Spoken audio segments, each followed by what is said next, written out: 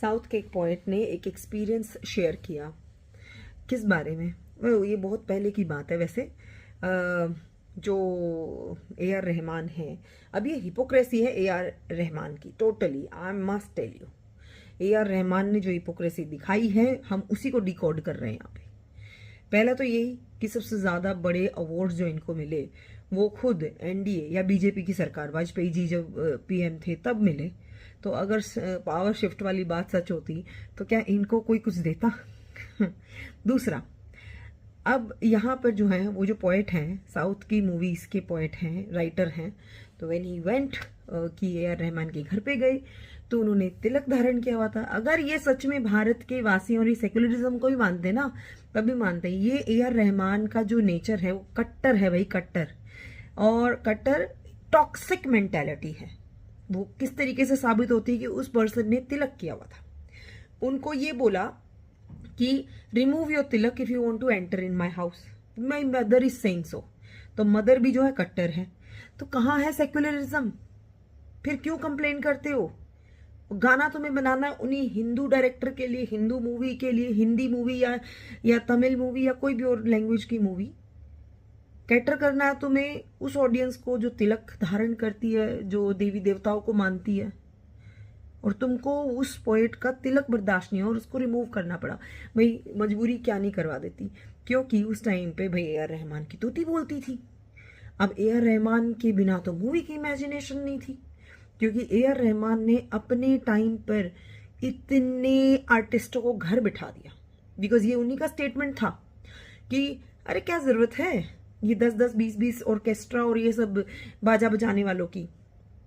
I'll give you the lyrics in the computer only, in the laptop only.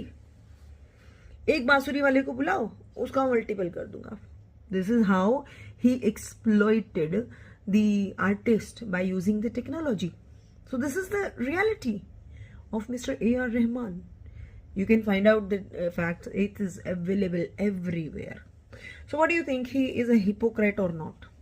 For me, Mr. A.R. Rahman is a hypocrite.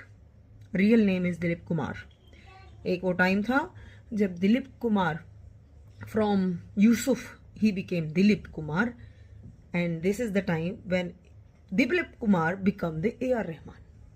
Secularism को तो इन्होंने बिल्कुल ठुड पे रखा हुआ है अपने। कई बार हमारे दुश्मन भी हमें बहुत कुछ सिखा देते हैं। दुश्मन देश से हमें क्या सीखना चाहिए?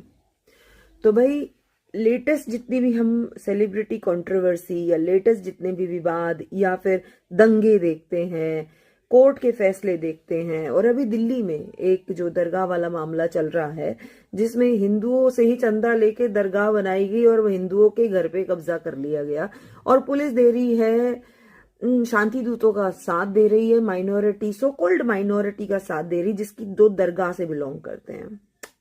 तो मुझे लगता है मैंने जो पहली लाइन बोली थी, पाकिस्तान और बांग्लादेश से क्या सीखना चाहिए?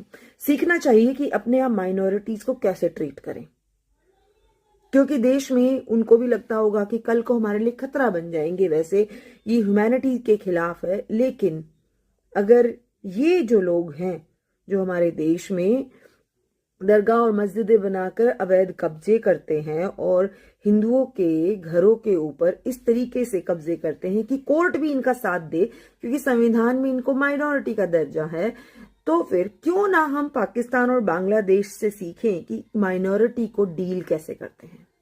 डील करने का सबसे बेस्ट तरीका मुझे लगता है अपने लिए थ्रेट ना बने, इसके लिए हमें पाकिस्तान और बांग्लादेश से और कुछ नहीं, बस हाउ टू डील माइनॉरिटी जो वो करते हैं वही बेस्ट है। आखिर ए आर रहमान जैसे सिंगर को आज जब उनका काम थोड़ा कम हो गया, क्योंकि अच्छे कलाकार, नए कलाकार बदल गए, आ गए, और अब सिर्फ उनका ही म्यूजिक नहीं और भी कलाकारों का म्यूजिक सुना और पहचाना जाने लग गया, उनको इतनी इनसिक्योरिटी हो गई कि देखा जाए तो कह रहे हैं कि भाई मेरे साथ नाइंसाफी हो रही है, विक्टिम कार्ड निकाल दिया बिकॉज आई एम अ मुस्लिम। लेकिन वो ये बताना भूल गए, मैं आपको यहाँ सामने पिक्चर लगा रही हूं, देख लीजिए कि जब यहाँ पे एनडीए सरकार थी, वाजपेयी जी यहाँ पर जब रूल कर रहे थे, या मैं कह उनकी सरकार थी, highest honour of the nation A R Rahman को मिला हुआ है। अब इनसे कोई पूछे आपको कैसे मिल गया, अगर यही सत्ता परिवर्तन खराब है, क्योंकि जब आप 2000 से लेके 2004 तक का गैप देखते हैं तो वो बीजेपी और एनडीए गवर्नमेंट थी। तब क्यों आपने नहीं कर दिया कि भाई मुझे मत दो अवार्ड क्योंकि तुम तो मेरी पसंद के नहीं हो। आज वही बीजेपी और एनडीए सरकार के समय में भी पिछले 8 साल में ऐसा नहीं है इनको अवार्ड नहीं मिले, अवार्ड मिले, काम मिला, सब कुछ मिला है, पर ये चाहते हैं कि पूरी इंडस्ट्री में सिर्फ अकेले इनको ही पूछा जाए और किसी की कोई वैल्यू नहीं हो। और इन्होंने अपने इस डिस्ट्रॉइंग माइंड से अपने पीक टाइम में कितने सारे musician. There is a question rise if we talk about if A.R. Rahman is saying power shift, and because of power shift he has like consequences, like he's not getting the work or people don't want it to give him work.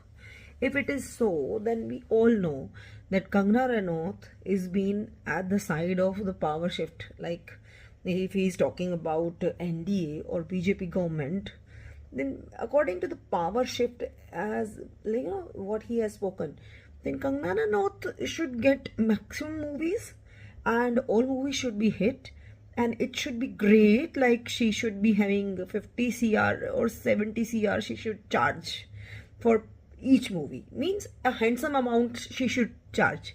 But is it really happening? Is it really happening that Kangana Ranaut become the superstar? No. So say this is very clear. And Kangana Ranaut also exposed this mentality of this person, Mr. A.R. Rahman, by telling this thing very clearly that leftist people, how they treated her when she was going for the Ram Janmabhoomi, Ram Mandir inauguration. She asked Masaba, we all know, Neena Gupta's daughter, she asked that she wants to wear the sari of her brand. Oh, please help me to wear a sari, to select a sari, so that event become grand. This is something which designers are doing, and this is like an opportunity for Masaba also. But Masaba, seriously, she instructed her staff that do not help Kangana Ranaut. So where is the power shift? I'm talking about that. When Mr. Rahman, A.R. Rahman, जो कि दिलीप कुमार हैं actual में, वो ये जब ये कहते हैं कि पावर शिफ्ट से मुझे नुकसान हुआ है और बाकी लोगों को फायदा हुआ है, तो भाई कंगना रनौत को तो कोई फायदा नहीं हुआ। और वो बेचारी तो सारा टाइम बस यही कहा जाता है कि तुम्हारी तो भाई, क्योंकि at present she is the MP, but क्या वो 100 करोड़ की मूवीज कर रही है? क्या सारा बॉलीवुड की सारी मूवीज में क्या उसको हीरोइन लेने के लिए भागदौड़ मची हुई है? No no no no no no, see the reality.